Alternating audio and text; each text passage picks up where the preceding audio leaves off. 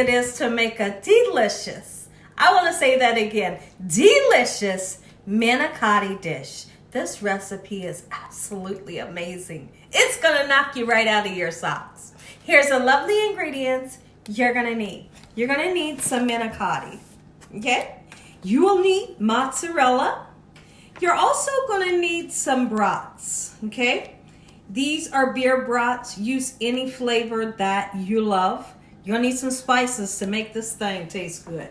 We have salt, pepper, onion powder. I have a little bit of parmesan cheese. We're going to need aluminum foil and a baking pan. You will need Alfredo sauce and marinara sauce. If you have spaghetti sauce at the house, by all means, you can use it. You know, they're kind of like very similar. And if you're the person that wants to make a homemade Alfredo sauce, Gina Young can show you how. Okay, so I just may attach a video at the end of this video where I show you how to make homemade Alfredo sauce. Make sure your hands are impeccably clean. Let's get started with this amazing manicotti Gina Young style.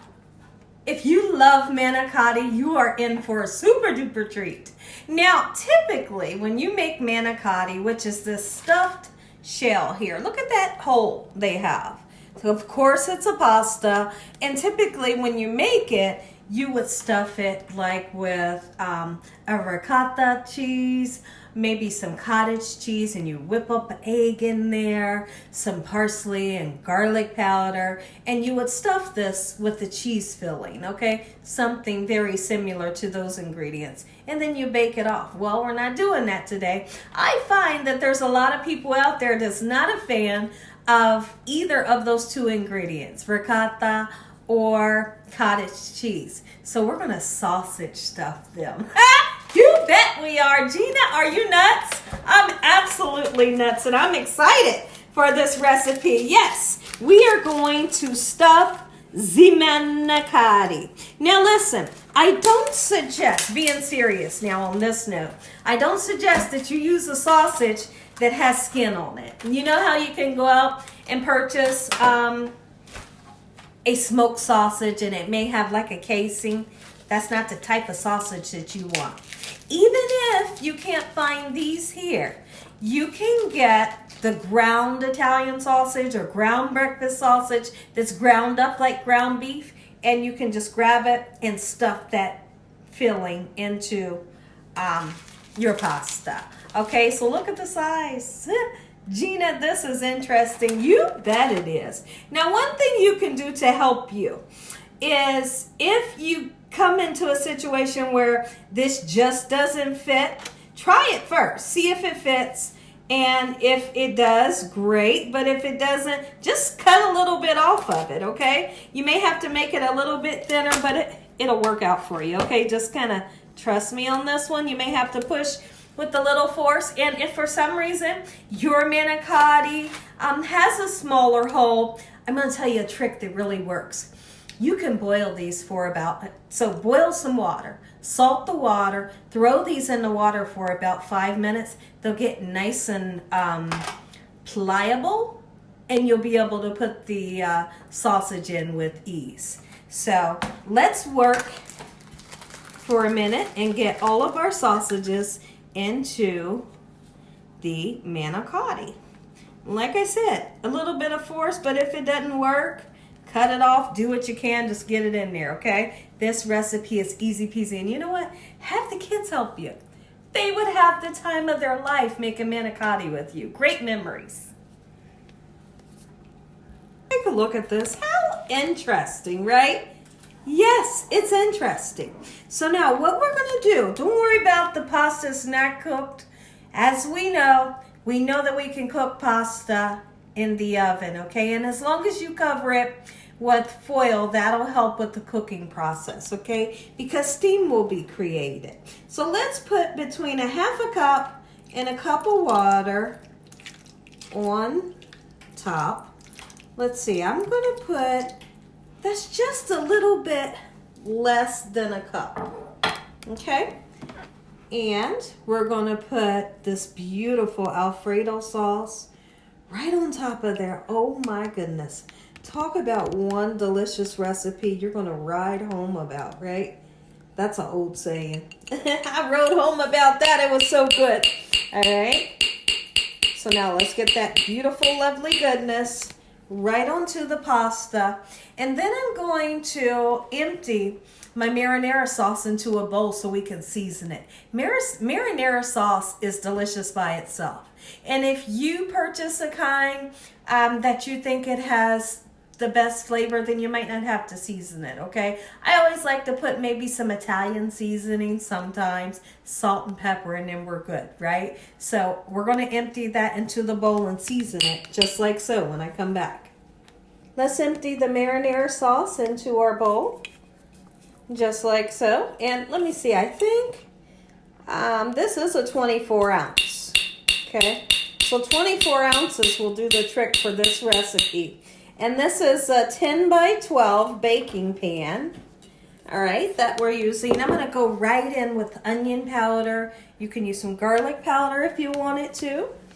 Okay, we're going to put some salt. If you're the person that can't use salt, then just simply leave it out, all right? And put some black pepper in, stir it around a little bit, and then we'll give it a taste to see how well seasoned it is. If it tastes good, then we pour it right on top of our manicotti. Let's talk about the bratwurst that I decided to use. My bratwursts are already cooked. You may have noticed when I showed you the package, but yours does not have to be cooked. By all means, it can be raw. And like I said, if you're using a ground sausage or ground beef, ground turkey, ground chicken, of course it's going to be raw. No problems, because it's going to cook. We will be cooking this recipe in the oven for around about, possibly 45 minutes to an hour, covered with foil. Let's go ahead and take our beautiful marinara sauce and scoop it right on top. And I really don't want to disturb the Alfredo sauce. Okay, so I'm not going to stir it around and get, do you understand? You get the gist of what I'm saying? I really don't want to move the Alfredo sauce. It'll melt, it'll mix in like I want it to, but I don't want to stir it and make my sauce light pink. You understand? I think you all understand. Okay, we'll give it a little zhuzh around like that, but that's about it. Okay, we're going to put your favorite amount and your favorite cheese on top. If you're that person that loves provolone, you love super sharp cheese, mozzarella Swiss cheese, use the kind of cheese you like so you can enjoy it. Like mozzarella here at the Young's house, it's always going to give you that cheesy pull that the world loves, right? You love dipping your fork in and get that cheese doing like this, right? That's what mozzarella will always do for you. You may notice, you may not notice, that I put some Parmesan cheese on there because Parmesan is delicious.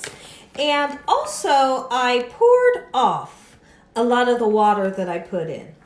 I really didn't want to put that much water, so I'm going to suggest to you all that you put just a half a cup of water will do the trick, okay? Just a half a cup is all you're going to need. And I'm putting on this whole 8 ounce of mozzarella just like so in this manner.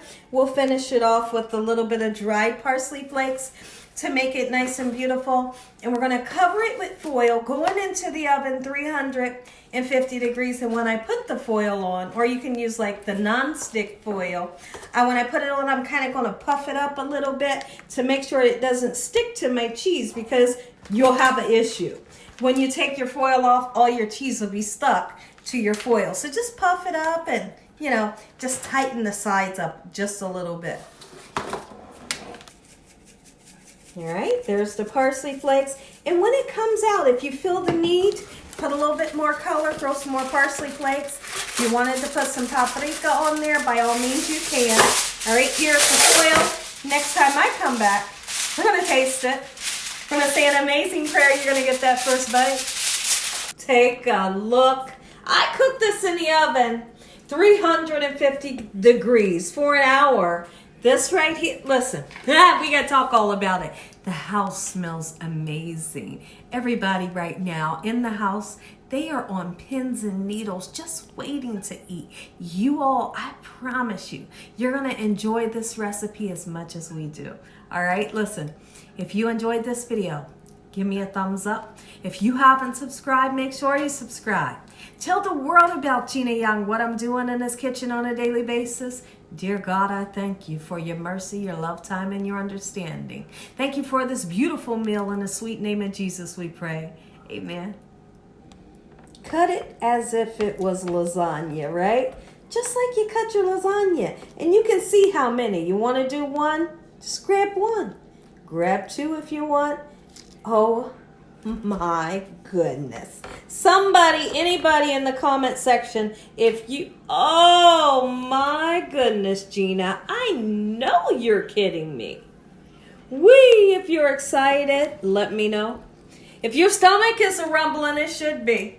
If your mouth is salivating, it should be. Look down in here. Let's see if we can, if the camera will show you some justice. Oh my goodness. There's a piece of sausage. Get back in there. Ooh. Okay. Did you get a good picture of that? Amen. Once again to my beautiful prayer. Let's go right in. Oh, the pasta is so soft, so succulent, and the cheese is cheesy, and it's Poland, right? Let's see how we're gonna do it. This is how we're gonna do it. Oh my goodness. Take a bite. Let me know what y'all think about this recipe. Oh, here's what we'll do. I'll cut a smaller piece so we can try this together. We're gonna try it together.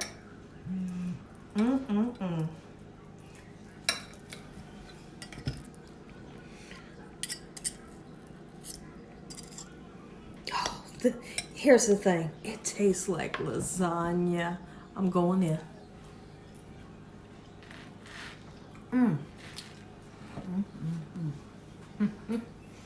Make you some.